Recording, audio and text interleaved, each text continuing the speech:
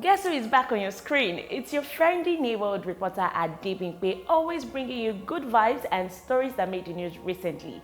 Without further ado, let's hop on the first story. Wonders they say shall never end. Abi, what is all this? I don't understand the moral decadence that has gotten deep into our society. Or is this our new normal? Oh my God. A man was arrested for playing pornography on a billboard in Rivers State. Like how? How did he perceive this thought?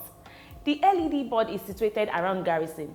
If you are familiar with Port Harcourt, you will know how busy Garrison is. It's a place where we have teenagers, children, and even toddlers. How on earth do we explain this? Are we going to call it an ad?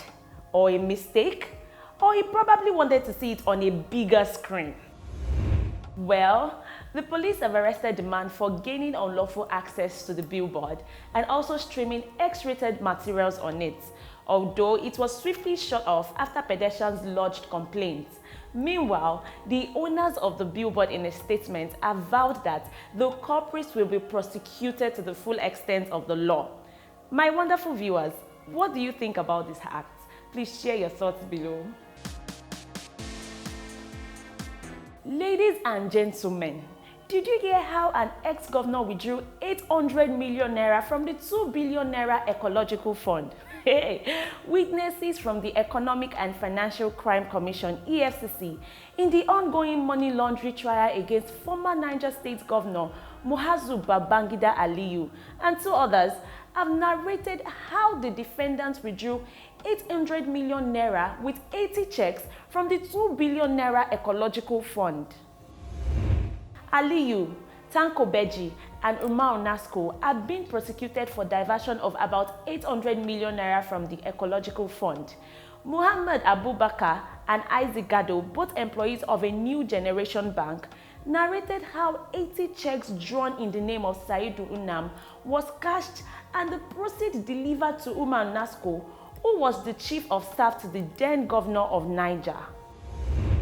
Under cross-examination, Muhammad Abubakar narrated how in 2014, he was approached by an account owner, ID Sabin Investments Nigeria Limited, who dropped about 20 checks for delivery to the bank manager in Minna. I just remember when this man was in service.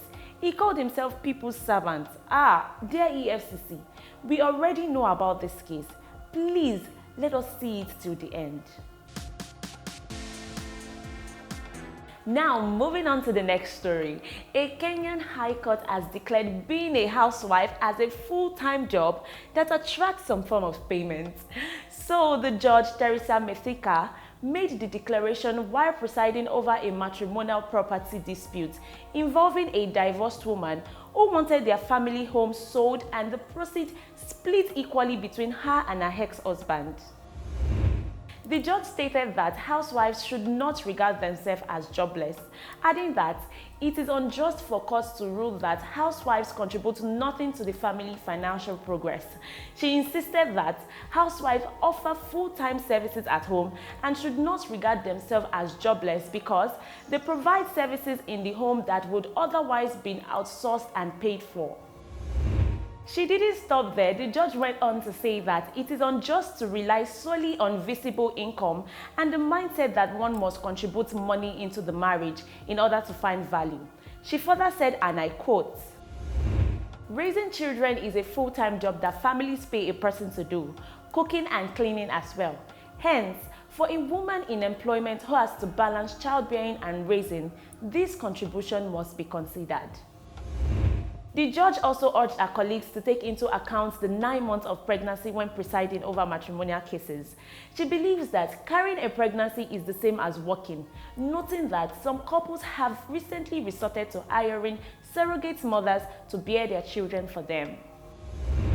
The judge ruled that the property be sold and the proceeds divided equally, or that one of the spouses buy out the other party by paying half the value of the property to which the party is entitled. Interesting, right? What's your take on this? But while you drop your comments, I'll stay here and plan my relocation to Kenya. Thank you so much for your time, and now we've come to the end of this episode. Be free to share your comments on any of the stories. Don't forget to subscribe and follow us on all our social media handles for the second news update. Until next time, my name is Adebimpe Olajiga. Thank you for watching.